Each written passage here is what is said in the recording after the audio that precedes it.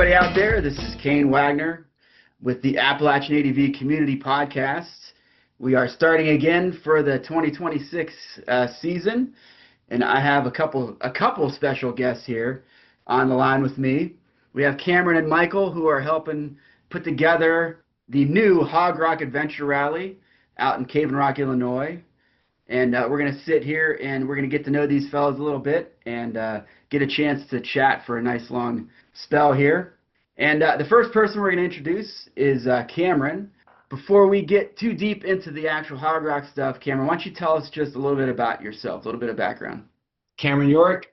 I'm an elementary school PE teacher. It's the greatest gig in the world. Grew up riding BMX bikes. Nice. That's the only two-wheeled things I had. We grew up with three-wheelers. So it was the most dangerous things you could possibly ride, three-wheelers. But they were great. But raced BMX bikes. And then in college, got sponsored to ride single-speed mountain bikes out of a company from West Lafayette. Nice. Born and raised in Southern Illinois. Live now just south of Bloomington, Indiana. How long you been teaching? Oh, since 96. Wow. Yeah, that's a nice long time. I taught in the classroom for a long time, and then I got to that midlife crisis where I was like, well, what does a teacher do? Like, another school would be the same problems. Another district would be the same problems. There was no out. And I was like, I'm going to go back and get my PE license and just wait for a gym to open. And that's exactly what happened. I just love it. Nice. Yeah. Yeah, that would be best, I think, to be a teacher and be a gym teacher. That'd be so much fun. It's fun. Yeah, I mean, because you can go in feeling kind of slow in the morning and like get out a kickball. And the kids are excited. Yeah. You know, but not that I do that all the time. But it comes in handy when you're not feeling great. What are the age ranges that you teach? Oh, I teach pre-K through 6th grade, so 4-year-olds through 12-year-olds. Nice. Yeah, so it's fun. The pre-K kids they're just absolutely sweet and innocent for the most part, and then the 6th graders are great at the beginning of the year. And at the end of the year, they've got what I call middle school fever, and they're too cool for school. So they start to kind of blow you off. But yeah, it's a great gig. I love it. I originally wanted to be a high school French teacher. Wow. And I spent some time in France and French Canada, Quebec. And in Quebec, I went to a sugar shack where they make maple syrup. Yeah. And there's a bunch of little kids there, and I just found myself interacting with the young kids and not the adults that I was there with. Yeah. And kind of clicked in my head. I was like, I think I just want to be around kids. And so I changed my major from French education to just elementary education. Yeah. It was great. Worked at some summer camps. And finalized it. That's what I wanted to do. That's awesome. So before we go any further, we'll give our friend here that's just sitting here nice and patiently, Michael, a chance to talk for a quick second. So some will recognize Michael. He's already been on the podcast before, and he's been out and about in the adventure community a little bit, so I'm sure he's made some introductions to a lot of you out there. But how about we let Michael talk? Give us a quick refresher on who you are, Michael. Yeah, thanks. And thanks again for having us and all you've done for Hogrock Adventure Rally. I'm really excited to see the partnership growing between Appalachian ADV and HAR. We call it HAR for short. We've got some big plans for 2026, as you know, and we're excited to share with everybody here on your community pod. It's one of my favorite podcasts, so thank you for having us. Yeah, man. So I've been tangentially related to the adventure world for a while. Not always motorcycles. I was a paddler for a while. I think the last episode we called it Rivers and Rallies or something like that. Yeah. because I've paddled the Mississippi River and I've done on some larger like climbing expeditions and international trips where I too was trying to be a sponsored athlete like Cameron here. Long story short, Cameron and I met with the NARPs, our little moto gang here in Bloomington, Indiana, and started riding together. I don't know how many years ago, but a number of years ago now. Um, and I learned that, Cameron was, I love motorcycle rallies. It's like my favorite pastime. Uh-huh. And I love outdoor adventure events like event management and the logistics of planning an expedition and then going on a trip and taking people on an adventure. And, you know, then I've been hanging out with this little moped motorcycle group for a few years, and suddenly the guy who owns Hogrock walks into the group, and I think the first time I met him was like, "Yeah, I've heard of Hogrock. Are you kidding me? What do you? That's you?" My mind was blown that he was part of such an institution and that he lived in town. And so yeah, I've been picking his brain about how Michael, do you they. mind if I tell the story of that night? It's one of my favorite stories. Oh, go for it. Yeah. Yeah. I signed up for a vinyl decal sticker making class at one of the local art galleries. And I had all my Yamaha and my stickers that I wanted to have made. And at the end of the night, after we had cut all our decals, Sam asked me, I was like, "Do you want me to help you clean up?" He's like, "Sure." He's like, "Do you want to go to my moped gang meeting?" And I was like, "Moped gang? Absolutely."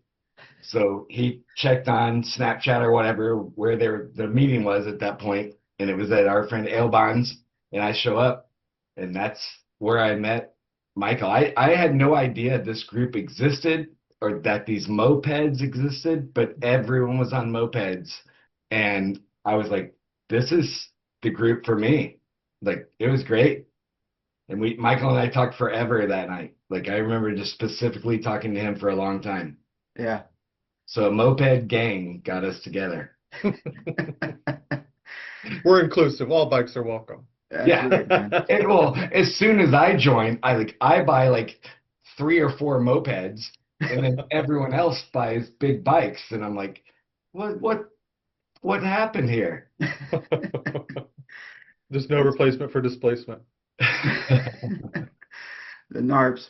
Yeah, and so I got introduced to Michael through Whalen Wayne Weekend. He came out and followed me on my guided ride there and hit it off really well with him. And then he started with the NARPs, actually started supporting the Fool's Ride a little bit with sending us Yeah. some really cool stickers each year. And then he told me about you and said, "Oh, I found this dude, is Hogrock," and I had never heard of Hogrock. I'm not in that Harley side of the Yeah. motorcycle industry that much. So then we got a chance to meet, I think, at Whalen Wayne, right? Yep. Yeah, so we met at Whalen Wayne. You came and followed me around in that same loop that Michael did, and then me and Tom were able to come out there and check out that Hog Rock location a little bit, which was really cool, and we got a chance to sit and talk a little bit more. So the next thing was, well, we got to have these boys on the podcast. So I'm glad you guys both came on, and I think we're at a good spot to actually give us, people on this podcast who probably like me don't know what Hog Rock is. Why don't you guys give us a nice history of the big giant thing that's Hog Rock that I had no idea was out there? So, All right. Well, Hogrock, it's been going for 30 years. 25 years, we've been doing it twice a year. We have June is Hogrock, and then October is Hogrocktoberfest. And these are the Harley rallies that we're talking about It right now. started off Harley Rally, and it's really like a coincidental how it started and how Har started. My dad, I didn't start riding motorcycles till college. I had a Harley 1200, Sportster 1200. And then we did some Key West trips. We did lots of Sturgis trips, my dad and I. And he kept thinking, I have the land. I could do this. I could make something happen. But he just kept talking about it. And finally, his friend, Daryl, who owned Double D Cycles, where I'll tell you about my bike I bought there later. He got sick of my dad saying I should do this. I should do this, and he was like, just shut up and do it. So like we had our first Hogrock, and it was tiny. There might have been 50 or 70 people there. It's grown into where we've had over 6,000 people there now, and it's now become more of it's not motorcycle specific anymore. I mean, it's kind of party specific, and it's on private land, and we have our own security. So, lots of funny stuff can happen when that's the rules that govern you. Yeah. But yeah, so my 1200 Sportster. When I graduated college, my dad bought me a 1980 FLH shovelhead, and I rode that forever until my son was born in 2002, and I sold it. I bought a set of golf clubs, and I didn't own a motorcycle for probably 10 or 12 years after that. Like, it was getting back into motorcycling was kind of it just happened. Like, I saw one on the side of the road for sale, and my wife slowed down, and I was like, "Why did you slow down?" She goes, "Well, I saw what your face looked like when we passed that motorcycle." And I was like, "Okay." So we went and looked at it, and I bought this CB350. It was the craziest bike in the world. It had full dirt tires on it, clip-on bars way down low on the fork legs. It was a wild bike. And then I have to say this. I found the guys called Filth Mode, FILTH Mode in British Columbia, and they were all riding the same bike, and I had no idea what it was. So I had to find out what it was, and they were all riding XT500s, Yamahas, and they were having a blast, and I had to buy an XT500. So I bought one without even ever seeing it. It was in about 30 miles north of me, and I told the guy I wanted it, and I'll come up and pick it up. I had no idea how to start it. I had no idea how to. I mean, it's a 500cc single, so I didn't want to risk my leg. But yeah, so I bought an XT500, and that's been my love for a long time. And now I like new bikes. And I think I got way off course there for it. No. And for those that follow the Hogrock Adventure Rally, one of our logos is an illustration of an XT500 based off of the ones, and he's had multiple. He's got it was the first Yamaha to win Dakar, right? Yeah, and my 78. I mean, mine didn't win Dakar, but it's the first bike to win Dakar. They're gorgeous. He's got the ones with the chrome tanks, and they ride. He's let me ride it a few times. An XT500 is an incredible. It's so ahead of its time. If anybody ever gets a chance to ride a 70s XT500, you can tell why it won Dakar. Like, it's so good. Yeah. Anyway, so Hogrock. Yeah, it's been, you said 30 years? It's been going for 30 years. I started working there in October of 06. And we do 2 a year. I've missed one because I had my eye removed. Mm-hmm. So I have a prosthetic eye. And it was awesome because I still got paid. My dad still paid me. That's a good excuse, I guess, to miss it. So yeah. And he can still rip even though he's rocking one eye. He's a remarkable rider. Kane knows you're lying because he followed me on our last ride. That was a hard trail. That was tough, man. I thought you did great, truthfully. Like, especially with we were out there after the fall, basically. All the leaves were off the tree and on the ground, which makes it even harder to distinguish the ground features even when you have two eyes. So the fact that you have one eye and you were riding through all that crazy crap, like, I think you did pretty damn good. Yeah, he's a good rider.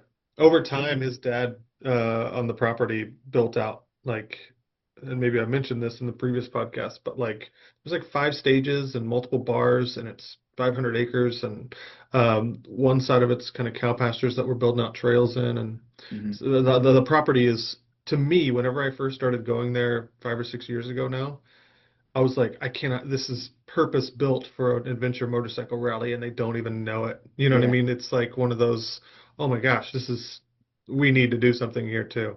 It's right on the Ohio River. You're on the water, Yep. hills, like good gravel, good dirt tracks everywhere. So, and right in the Shawnee National Forest, which is, gorgeous. So it's a great property. And I'm forever grateful that his dad and Cameron, uh, you know, listened to my, hey, adventure bikes are really cool. We should do this thing. And yeah, Yeah. that's kind of how it Well, evolved. back to like the Hogrock starting, I needed Michael. I had all these things going in my head of things to do there. Yeah. And I just rotated them through like, oh, I could do this. I could do this. I could do a Jeep rally. I could do a music venue. I could do that. And I just rotated them. And never acted on anything. And it took meeting Michael. Like it was like I loved that night that I met Michael because it led me to where I am now. But Yeah. it took him for me to do this, even though I had all the opportunity to do it. Yeah. I just never took that step. I was always just too scared to do it. But with his support, it just felt easy to do. Like to ask my dad, "Hey, can we do this?" And he was like, "Of course." Uh-huh. And so yeah, so meeting Michael was it. It's why this happened. Yeah, it's always nice to have like a fresh set of eyes come and look at a thing. It gives get somebody else's view on something that you look on every day. It's just going to look different to somebody else. So bringing in somebody else and then having them tell you like, hey, you could probably do this. Oh, I never thought of that. That's Right, perfect. Like, and then the fact that you guys have been, at least Michael has been out to Whalen Wayne and a bunch of these other events and kind of has a feel for like what adventure riders looking for. So then looking at that property from an adventure rider's perspective, which I've only been down there that one right. weekend a couple weeks ago now, and I probably thought the same thing as Michael thought the first time I went on there. Is like I can't believe that this is here. Nobody ever thought to do an adventure rally. It's perfect. Like it's all the gravel roads around the area. Yeah, It's for me. I felt at home because it is along the Ohio River.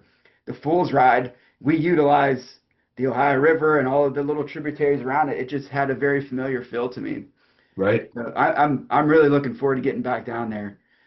I can't wait. And so since the fact that if why don't we give people like a general idea of kind of where it's at? 'Cause we said Southern Ohio, we said along the Ohio River, but like in Shawnee, like what other riding opportunities are in that kind of area for an adventure rider? Well, obviously out through the Shawnee National Forest, not far south of us. I mean, is the Land Between the Lakes in Mhm. Kentucky. Yeah. So you're not far from there. But if you take one of the rides that crosses the ferry into Kentucky out of Cave and Rock, the Kentucky riding just on the other side of the river is absolutely incredible. It's it's mostly paved though, Hmm. um, but it's very curvy and very smooth and nice and interesting and lots of things to see. Yeah. Um, we do have an all tarmac route that leads you to Metropolis, where there's this big Superman statue on the courthouse square, and the whole town it's Superman themed. It's incredible. It's crazy how Superman themed one whole town is, but it's Metropolis. Michael, what do you have? Anything else? Well, I think that Southern Illinois and Kentucky, like everybody knows Kentucky's good for motorcycle riding, right? Hmm. But to me, the Ohio River Valley, to me, kind of expands all that good riding, whereas, north of in Illinois, we all know it gets flat and, straight gravel roads is kind of the best you can hope for. But you start looking down in river country and then down south into where we're at in Cave and Rock, Illinois, it's surprisingly far away. Like if you ride to Hogrock Adventure Rally, it's an adventure ride to get there. I mean, you can't not hit gravel to get there. It is far away from a lot of things. Like the closest premium fuel is what, like 15 miles away, Cameron, something like that. Yeah, at the closest. Yeah, so it's a great destination to be an adventure ride because to me it's kind of takes the approach of like a Horizons Unlimited or like a BMW National Rally. We want people to ride there, right? And sure, Yeah. trucks and trailers and RVs are welcome. You know, they've got 90 RV sites that are all, you know, full electric and stuff. But the goal is to have people have the adventure getting there. So we've got some routes created by backroad adventure tracks to have people take the most adventurous route from the major cities around us to the event. And yeah, there's just it's a great location and it's deserving of its own rally for sure. Kind of like you know, we all know that Red River Scramble and Wayland Wayne and all these other places are excellent riding in those areas. This is to me on par with those. So Yeah, I think it's a really great hidden gem. I mean, the location of the Hogrock camp is it's a beautiful spot. I remember we drove down there, me and Tom, and I mean, we felt like we were out there, man. Like Yeah. it's super fun to get down there. And then I was surprised that like you have adventure riding kind of for like any skill level you want. You kind of mentioned a lot of really great twisty roads down in Kentucky, but you got a lot of really great gravel roads. And then you guys took us out in a little bit of the more challenging tracks in the area too. And I tell you, it was super fun. And I'm looking forward to basically I'm going to help you guys. I'm going to run a clinic one day, and then I'm going to lead a ride the other day. And I'm looking forward to like really taking advantage of the property because there is so much to the property itself that we can use for riding, and then being able to take people out and see some of those awesome gravel roads and some of the more challenging stuff. I'm pretty stoked. That's great to hear. No, my dad is fully on board with us creating stuff on property. He liked the two challenge courses that we've created this last year at our soft opening. Yeah. The grass track. He was super excited about that, and he's basically said, you know, we're welcome to use any and all of the land. So I'm very thankful to him for us to be able to do that. yeah, he's been amazing. And it Yeah. brings me on to the point of that this rally is not only can be an adventure ride getting there, but like for those, it's got something for everybody. So we're going to do entertainment. We're going to have live music and presenters and fireworks and that whole thing. And, you know, drinks will be flowing and food trucks and vendors and all that good stuff. So it'll be a festival type atmosphere. But for those that want to go and ride every day, like ride forward rally people, um, there's too much to see in any one weekend, right? It's going to take years and years and years to see everything that's down there. But then additionally, for those that want to come and, you know, you don't have to leave the property to have a great adventure rally weekend. There's 6 miles of gravel within the property. There's the grass track, the challenge courses.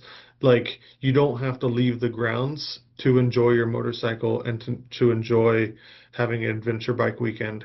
And that's another reason that makes this property so special. It's the scale is kind of ridiculous. So That's a good word for it. I couldn't believe, like we showed up at night, so Yeah. part of that feeling lost is because it was freaking pitch black outside, and we're on these gravel roads, and you're on a paved road, and you're back on a gravel road, and then in the morning when we woke up and were able to start seeing what was around us, it was just like amazing. And then the first thing we did basically once we got on the bikes was you guys rode us around the property, showed us some of the highlights, went down right to the river, went all the way up to the top of the hill in the back and the on your back 40 or whatever you want to call it. Like it's just got, there's just so much terrain there. I was awestruck basically. Yeah. it's an exciting opportunity, and I think anybody that you know enjoys adventure motorcycling and wants a change of pace, this should be on your rotation of rallies to come to. And I say that objectively, like I'm like I said, I love motorcycle rallies, but it's a special location for sure. Yeah. Well, you mentioned, yeah, I think both of you guys at this point now kind of mentioned the soft launch.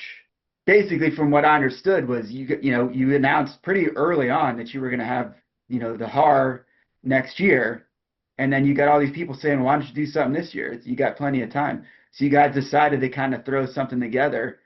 So why don't you just tell us a little bit maybe how that came about, what happened during the thing, how it went, and maybe like what you took away from that to add into the actual heavy launch. The heavy launch. So yeah, we were both, I'll say this, we wanted to plan ahead of time. We wanted to make sure that we had vendors and food trucks and everything. So the original intention was to do this, and we were, offered to use the property in late June, which is a perfect time of year. Our thinking for the timing of the rally was that we want to be the big midsummer rally. So in my opinion, March Moto Madness has early spring. Hmm. Wayland Wayne kind of is the big one in the fall. Well, what's the big one in the summer? And where's the best location? Somewhere cooler down by a river? That sounds like a good plan. So we want to be the big one for the midsummer east of the Mississippi River. And so we think that the timing, yes, it's warm, but we've got, 40 showers and ample power outlets for people that want AC and all that stuff. So, but we were planning it out just to try to do it properly and not put too much pressure on. And I kept putting, I'd post it on Adventure Rider, and then, the feedback we'd get was, why are you advertising something for 2026 when it's early 25? And so, yeah, just by demand, we had hundreds of people on Facebook reach out, literally hundreds. I hadn't seen something go viral like this that I've been a part of. Reach out saying, don't wait, just do something. And so we quickly, in just a few weeks, said, okay, what can we get on the property for June of 2025? And it turned out we had, a couple food trucks, and we got one really good band. Shout out to Muddy Creek and Co.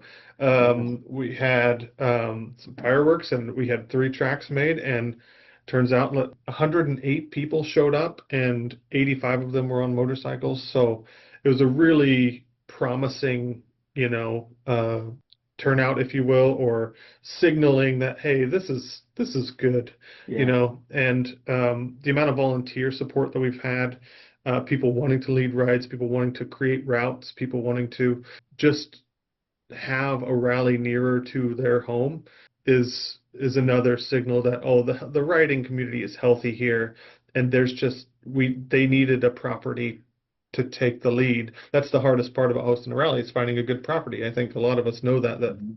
run rallies and stuff.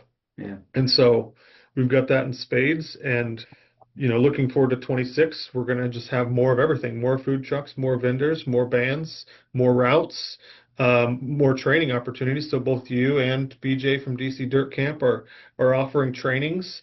I'm going to lead a little beginners or like what's the beginner level ride as Mhm. well. So you'll get to see me flounder around. And yeah, we're just going to keep every year. Our goal is to build more tracks on the property. Um, there's ample opportunity for single track, and for the folks that show up, we're gonna ask them to go rip and rip hard, because they're helping us essentially create the trails. You know what I mean? So it's kind of a blank slate property that we're like, okay, where's the best line? Let's go find it. Yeah. So yeah. That's awesome. Yeah, I know that the first morning when we went out with you guys just around the property, we went across the street to some of where the farm spots were at, and Yeah. we watched Tom kind of dip into the woods and start picking his way through some of the trees and up the big old rocks, and then we find ourselves in the middle of a big old pack of cows. And just to see these cows like off-roading with us out there was just, it was really, a funny way to start our day of riding. I really enjoyed that. That's good. We ended the day with them too, with Yeah, steaks that's Yeah, right. we and did go burgers. back up there.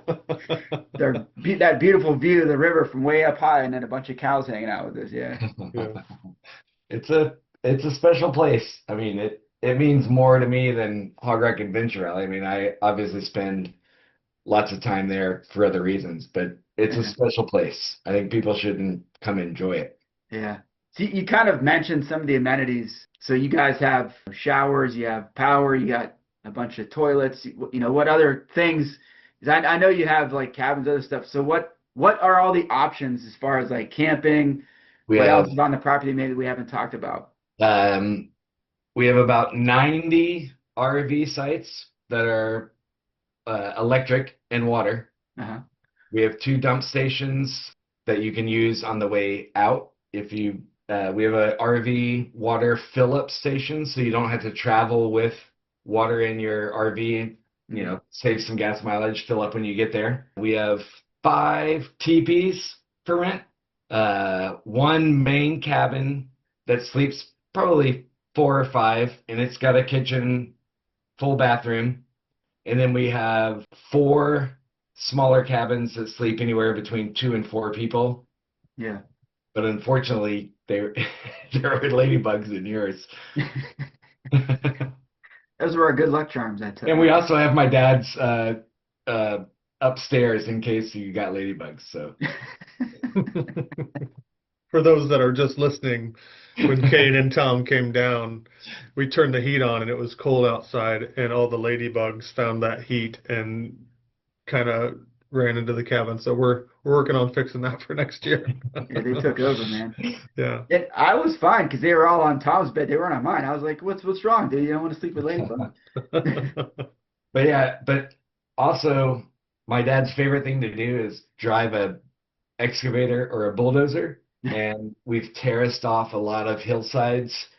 So there's plenty of cool, like shady spots for motorcycle camping or even car camping with motorcycle on a trailer. Hmm. And then obviously we have lots of open fields if people prefer to camp in that kind of environment.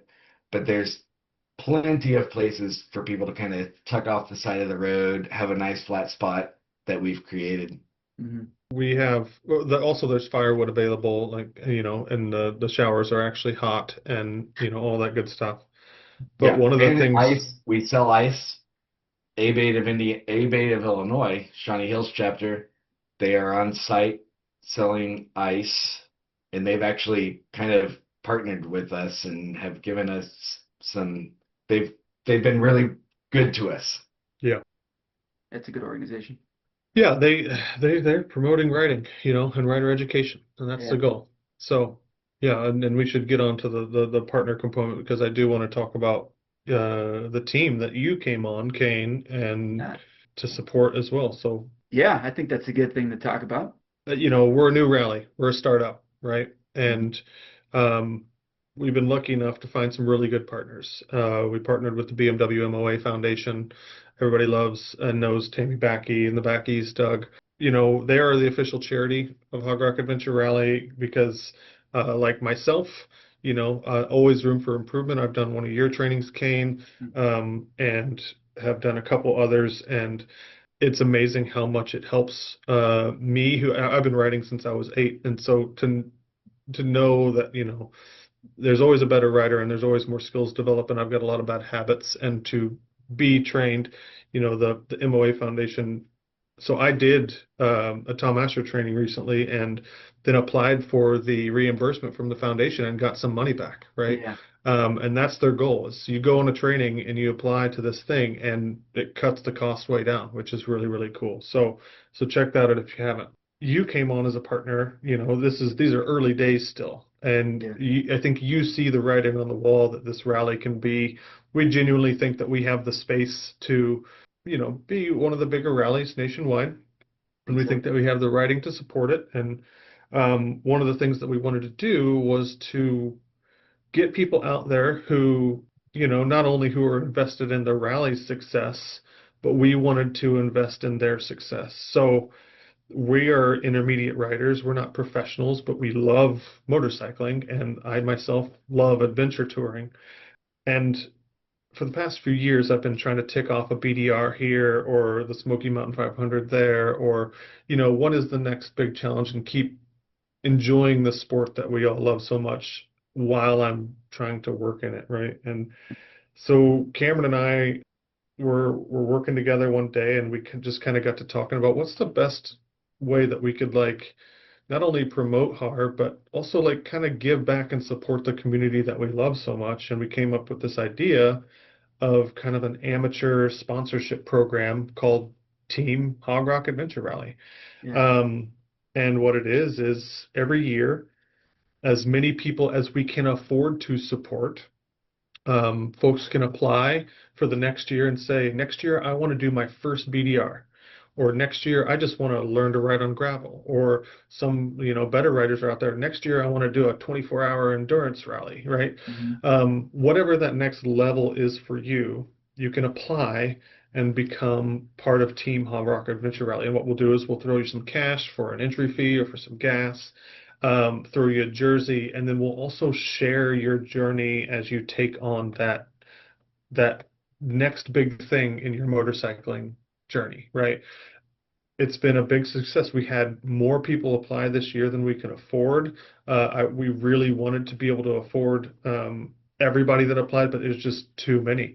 And we ended up cutting down the amount of money we were able to give to everybody because we wanted to support more people. So, Mhm. people that are chosen, they get not only the jersey and the cash, but they also get entrance into our rally, because we want them to come and tell their story, like inspire the next rider to do the same, to go and push their limits, to go get some training, to go do a BDR, to do a 24 hours of Appalachia, and to give those guys a shout out. Yeah. Yeah.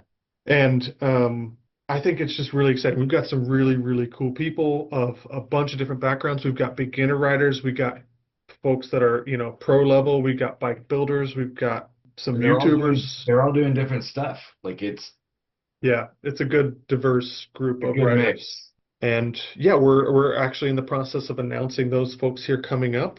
And you know, you were kind enough to help us fund the team, and so you are the presenting sponsor. Or Appalachian ADV is the presenting sponsor for the Hogrock Adventure Rally team. So we're really, really grateful. And I don't mean to ramble too long, but we did just announce this week. You mentioned Tom McConnell a couple times. Shout out, Tom. We want to inspire people to do the next big thing. And Cameron and I were kind of spitballing, how do we lead that initiative from the front, right? Like, what are we going to do to show people that, hey, we're not just talk, we want to do this too. How can we continue to grow our riding abilities and expand our horizons a bit? And so, with a little research, we found something called the Moto Nomad Rally, and have decided to, as our first initiative under the team, is to take Cameron, myself, and three of our good riding buddies have all signed up to go to Mongolia in July, right after our rally, and ride for 12 days in the Moto Nomad Rally. So it's pretty exciting times. Tom's going to join us, and it's going to be a big trip and expedition that we're all really excited for. Yes. Yeah, I was a little jealous, man. It was it sounds pretty awesome. Like tell everybody what bikes you actually have to ride on that thing too, because I thought that was interesting. The Shine Ray 200cc Chinese bike. So it's based off an old Honda 125 engine that, I'm sure the rights were either stolen or sold to some factory in China, and they've been making these. They're plucky little machines, and I've actually ridden them before. But to anyone that's watched Long Way Round, whenever Claudio's bike broke, they put him on a Shine Ray. Yeah. And he was plugging along through Mongolia, happy as can be, even carrying all that gear, while the guys in the big 1200s were Strugglesville. So it's going to be really cool. The rally is semi-supported, so it's not completely unsupported. So we'll have a couple checkpoints, and if the bikes completely collapse, I think there's a spare bike somewhere in Mongolia that they bring to you, kind of thing, because we just fly in and ride and then get to go home. But to anybody that's ridden in Mongolia, it's never easy. It's a wild place. Yeah, it's cool, man. Go back to the team. I kind of knew you guys were doing it. I remember, seeing you guys post something about it. I didn't know much about it. And then when I came down here, we had a chance to talk about it a bit more. And I definitely was on board to be a part of that. Because I think it's such a great thing to do, to promote people to go out and do it. Here's a couple bucks. Here's a support team, that if you have any questions, you can reach out to. I think it's great. I was appreciative that I was able to jump into that. And I'm looking forward to hearing all the stories and seeing what all these people do with it, Yeah, absolutely. And the reason, to me, it makes more sense to support the community is we know we are one option for people to come and have an adventure ride at. But like, I know how important it was for me to go to these other rallies throughout the United States to see how you do it, how Red River Scramble does it, how all these folks that do really cool events. Um, we want people to go and support those events too. And if this money supports them going to another event, we're not mad about that because we know in the end that's good for the community, that's good for, adventure motorcycling, dual sport motorcycling. And we want to see the community grow as much as we want our rally to be sustainable. So, Right. It's kind of been my thing too. Like I'm working on my article I was put out at the end of the year. It's like a look back at the year kind of an article with a bunch of pictures mostly. But like I'm looking at my numbers and stuff. I basically performed about 24 different events and clinics, but I also went to 5 other people's events and tried to support them in some form or fashion. And now we're going to add another one next year with Hogrock, man. I'm looking forward to it. And and that's my goal too, is to get people out there interested. I always, this podcast is called the Appalachian ADV Community Podcast because I do like to build my own little thing within that, but it's not a very big community in general, adventure and dual sports. So we should all be mhm. supporting each other in some form or fashion.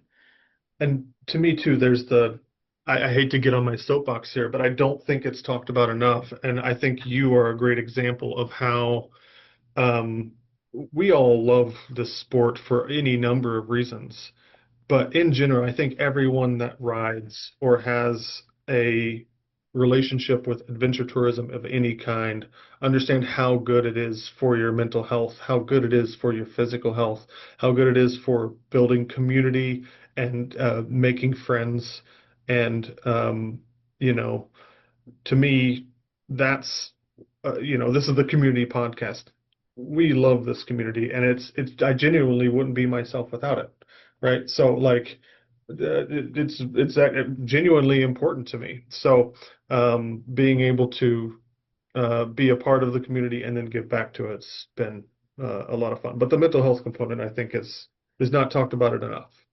You know what I mean? I There's a lot agree. of there's a lot of getting veterans out in the woods or getting veterans out on adventure bikes or, folks who are like me who just, I have always had a relationship with adventure tourism because that's what brings me the most joy. And while I can't afford to do it full time, right, being able to be a weekend warrior and having options throughout the year to make sure that there's always something on the calendar to look forward to is important for me. So that's my soapbox moment. I was thinking of asking you about the whole Juggalo thing. Little side note here for reference. The Juggalo is referring to the followers of the band The Insane Clown Posse. If you don't know who they are, look them up, and they are most definitely insane.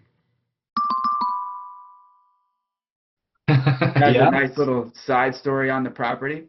Yeah. We for 8 years hosted the gathering of the Juggalos.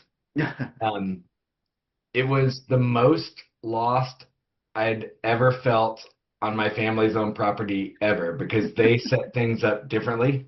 So I arrive, no telling where my dad is or anyone I know is. And so I start just walking around and I walk across a bridge and everybody is just hugging me. Like unsolicited, just everyone on this bridge is hugging me. And I get past the bridge and I find my dad and he's like, "Oh, you came across Hug Bridge." So that was a thing. Hug Bridge was a thing at the gathering. And rhyming with Hug Bridge, if I would have come across the other bridge, that was Drug Bridge. And that's where you could find anything that you wanted to make you feel like you were being hugged, I guess. But there were two bridges, Hug and Drug. And I went across Hug Bridge and I felt so lost. I mean, it felt good. I got a lot of hugs, but That's probably the um, better one. yeah, it was a better choice. But it was we took our young kids there. My wife and I took our young kids to the gathering to experience it. But it was kind of crazy. Like they do things differently. They had a juggalo jail where you could take people to court, and then they had a juggalo that was the the lawyer, the attorney or whatever. And if you got, they'd lock you in a little, well, you saw the orange cages in front of the stage, like, so people could get locked in there for an hour or two or three, depending on what they did, if they lost their case. But one good thing that came from that, actually a lot of good things came. They would have a giving tree. You'd be walking down one of our roads, and then there's a tree, and someone would post a sign saying the giving tree, and they would just have a bunch of stuff there. Like, it might be a toothbrush, it might be it could be anything. And it was just like, take something, leave something. It's almost like the little libraries for books. Yeah. But they're deceivingly really nice kids. Like, my dad really loves the Juggalos. And the event itself is enormous. That It was the biggest event we've ever had at Hogrock.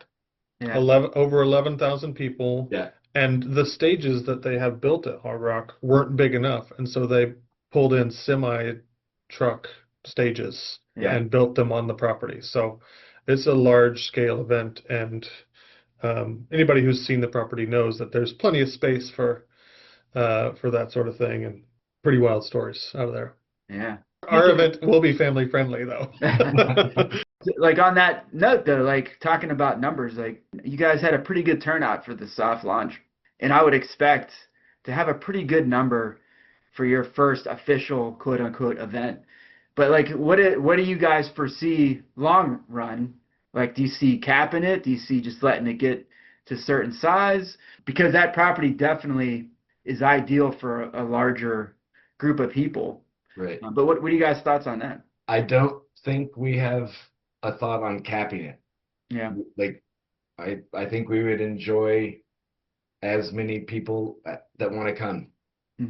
Yeah, our whole goal was to keep prices down and get more people in, right? Yeah.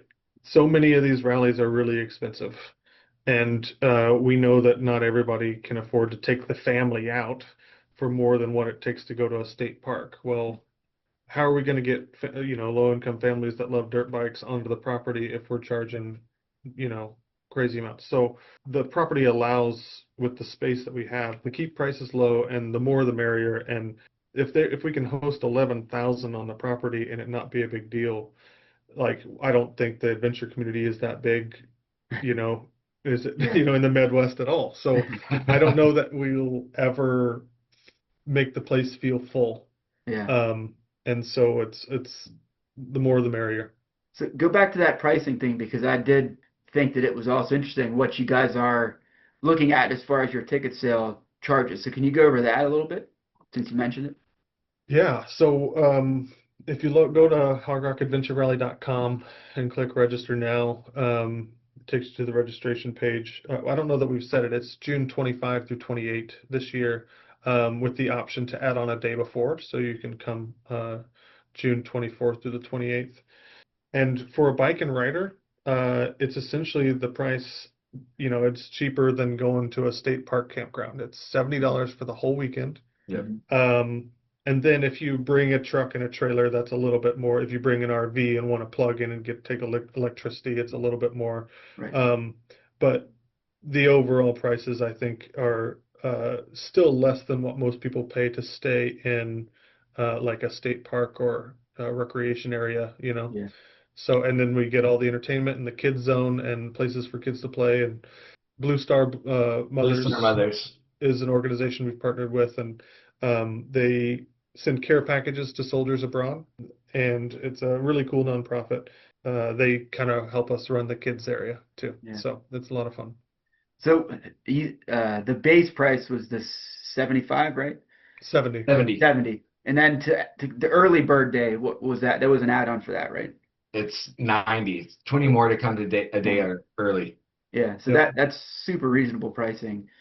And then you have all the amenities right there. It can't be like, I think when we were talking about this over the weekend when we were down there, and I kind of mentioned you guys, like, I think what your guys are doing is putting on an adventure ride festival almost, because you have the Hmm. stages, you're having all this entertainment, you're having Right. all the riding on the property that the kids, the family can do together right on property without leaving the property. Like, it Right. is, like, to me, reminiscent of like if you ever been to the AMA Vintage Motorcycle Days, they have all of that space and all the ridings are on the property. The families are there. They're all having a good time. I feel like it's a very similar feel, to me at least, that it is like a festival. You have something for everybody in the family, and it's really affordable to come, so I think that's a great thing. Yeah. Yeah, there's no reason to be exclusive, we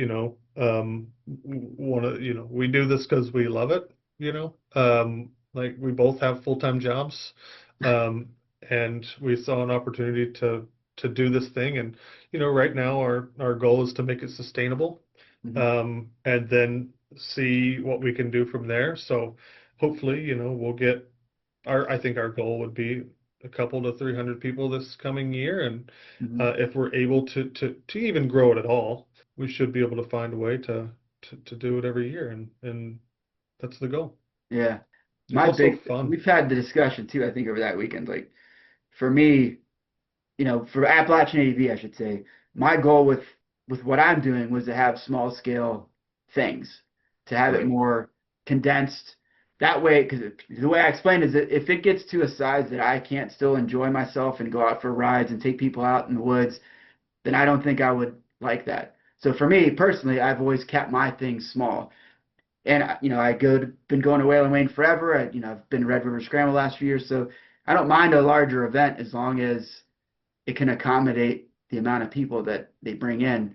I hear a lot of times about some of the larger events where it's cramped, there's not enough showers, the toilets back up, and nobody takes, there's things like that when you start adding people that become an issue, and it can really hurt the overall vibe of the event. But when I came to Hog Rock, I was like, oh yeah, this place can definitely accommodate Yeah. I mean, way more numbers than what they'll actually probably we have get. like between 30 and 50 showers, all Yeah. hot, and we own all of our own porta potties.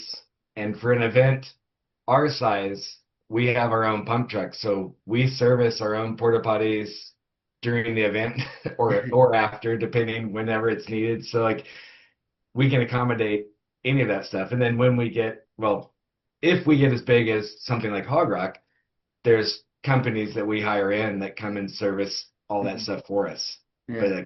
like the infrastructure's there. And that's one of the ways we're able to keep the price low. Like, so often you go to these rallies and food is an option, and it's often imperfect. And I'm not saying I'm ungrateful to those people that offer it at a rally. I think it benefits a lot of people clearly. Mhm. But we decided, you know what? Let's keep prices low, not have a food option, and then we'll just have a series of our favorite food trucks. And like the food trucks that we got are fire, right? Uh-huh. But like if you want to come and live on bologna sandwiches like Cameron does and spend $5 all weekend on food, you can. You know what I mean? Like I personally like I like the options of the food trucks and have breakfast, lunch, and dinner there while I'm at the rallies. And to me, it's money well spent. You're supporting local business and keeping the rally alive, and also the food's fresh and hot. So Yeah. and there's less lines because there's more options. So that's I think it's a win for everybody to kind of model it that way. That's great.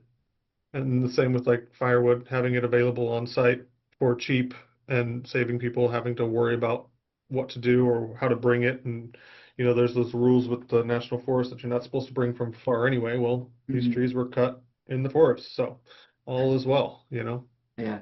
It's going to be a fun event, and Cameron's modest and he won't brag about it, but he's not only has great taste in music, but he's kind of connected in the music industry. So he's got options for really good bands, and we have enough stages that if we can grow large enough, I'd like to have multiple stages with multiple options of entertainment. So presenters, but have one stage be in one field be a bluegrass stage and another, Mhm. one be a rock and roll stage. So we'll see where we get to. We want to make sure that there's, not too much entertainment, but more than enough, to where people, who don't necessarily ride motorcycles could still enjoy it, kind of like vintage days, Yeah, just come you for know, the event. come for the event, Yeah. and hang out and enjoy some time out I in the mean, woods. and that's kind of what Hogrock has become. I mean, there's lots of people there not on a motorcycle. I mean, they just come for the event. They might ride around on a motorized picnic table. Yeah, yeah, There's or several motorized picnic tables. yeah, absolutely. So there's plenty to do. The surrounding areas too. If you've never been to Cave and Rock or looked at it, it's right between the state park as well, where you can go and see some cool karst formations and take the ferry across the river and go for a little boat ride and I mean, everybody wants to take their motorcycle on a ferry boat. So that's an option here. It's only like 4 or 5 miles from camp. So it's a pretty cool spot. And we talked about maybe even doing the bike and hikes where we lead short rides to Garden of the Gods and do the 1.5 mile hike and then just come back to camp if people wanted to do that. And they wouldn't even need to have a motorcycle if they were a family member. Yeah. Yeah, there's a lot of good sightseeing opportunities in that area, I feel like. So, yeah, Yeah. it's great. There's just a ton of different options. So what kind of can you dive into what your training will be like? What do you think it'll be like for folks interested? Yeah, so for my training, I think what we're gonna do is run basically like a level one course. So it's beginner, intermediate, adventure, or dual sport bike. It's pretty much could show up. And after being at the property, a lot of times what I do when I first started these, especially up at Street Track and Trail, and then when I started doing them down where I did the Fool's Ride, it's what does nature give me that I can use as well? So the property, as we were riding around, you're pointing out different spots, and my mind was kind of spinning. I can do a braking drill there. I could do a hill thing there. I can go up in the field and do the cone stuff up there. So, it'll be kind of like my normal level one, but we will definitely try to utilize that property to the best of my advantage. And generally speaking, like when I do a level one, the first part of it is kind of the drill stuff, and the second part we go out into the real world. But you guys have so much stuff on the property. I'm gonna basically just run the entire clinic there, and probably that one nice gravel dead end road we went down to the Yeah. river. I'll probably use that a little bit too, maybe. But that's basically right along the edge of your property for the most part. So Be careful, it gets muddy. yeah, we'll see how many bikes we can get stuck in the river down there. Yeah. For the listeners that weren't there, I floundered around on my motorcycle while these guys watched me after they climbed the hill easily, and I got hung up halfway through, and Kane had to pull me out. So That it was some happens. slick stuff. I think Tom even just wheelied out for fun. Yeah, it was insult to injury at that point, but it's fine. I admit he's a better rider. It's fine. I'm not hurt. Yeah. I don't think it matters to anyone listening, maybe, but I'm going to be taking Kane's course. I'm excited about it. So Nice. Yeah, so we're definitely trying to find ways to enjoy the thing too, right? Yeah. So we've got a good group of support, like our wives come, and our family is there to help support the event. And during the soft opening, we didn't ride at all, but this next year we're definitely both making sure that we are able to go for a ride during the event as well. And yeah, it's gonna be fun. Yeah, it's awesome. Yeah, I was excited when you messaged me the other day, Cameron, about trying to jump in because I think that'd be great. I'd love to have you come out to one of the official ones too over in the Street Track and Trail area, man. It's nice to be able to do these in multiple places. I did one on the 304 detour at West Virginia last year. So like the first year or two I did them, it was always up at Conneaut Lake in PA. right. And as I've expanded and started going to the event stuff, it's super fun because it adds a little challenge to me to like look at the place and try to use it to the best advantage and trying to put all that normal stuff that's in there, but spicing it up a bit to Right. get the most out of it. So I'm looking forward to it. Yeah, no, I am too. I've never had a second of training, so everything you saw was self-taught. I'm curious if Cameron would share what's in his stable because he's got some pretty special motorcycles. He acts like a novice, but he's got a hell of a garage. Well, I'm all show and no go. That's not true. Uh, should I start with the oldest? Yeah. Well, my dad and I kind of together own a 37 Knucklehead. It was his partner who had passed away in March. It was her father's his whole life, and my dad wrangled a deal to buy it. We bought it about probably 5 or 6 years ago now. Anyway, that's the one that we're gonna try to ride in the Cannonball. Yeah, he's no go, guys. He doesn't ride much. He's just going to do a cannonball on a 36 Harley. Well, we have to wait. What year is it? I gotta wait till What years? I gotta wait till 37 before I can ride it. It's got to be 100 years old, or it's got to be 90 years old to ride in the Cannonball. Oh, okay. So that's that one. And then I have a 71 Harley FLH. I have my favorite bike is a 78 XT 500. But a close second, and they might sit side by side, is a 1970 Triumph T100 Nice. that I sent out to Hayden Roberts in California. Hello Engine. That he made it into a kind of a Steve McQueen desert sled for me. It's pretty sweet. It's great. It's But really it's weird to beautiful. ride because everything's opposite. I got a left foot brake, right foot shift. So I gotta switch my mind before I ride it. But it goes pretty easy.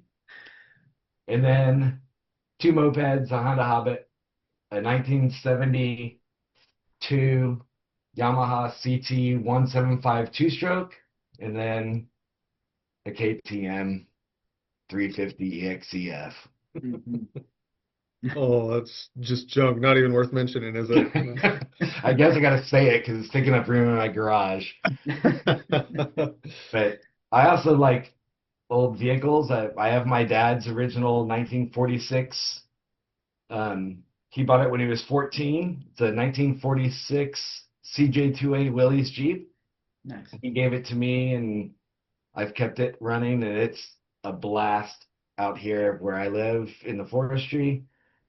He gave me I have a 1958 Ford panel wagon. I got a 1967 Ford F-250 pickup truck. And they all look as old as they are, but they've all been mechanically reworked. I'll say that. They run.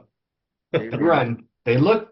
They like people think like, what's Cameron doing driving around in that rust bucket? But it's got a good engine. It's got a good transmission. But those are my favorite things. Yeah. Nice. What about the heeled hauler? Oh, I got a Carl Heald developed these. They're basically side by sides from like the 70s and 80s, maybe earlier, and they were sold as kits. And mine's a 3-wheeler with a dump bed. My wife calls it the carbon monoxide machine because she can't sit in it because it just all of the exhaust comes right into the cab. It's a 2-stroke, right? Yeah, and Michael can barely fit in it. It's pretty comical. Clown car type situation. Yeah. That's kind of what you're gonna look like in Mongolia on the Shine Ray with your knees up by your ears. Yeah, that will be interesting. It will be interesting.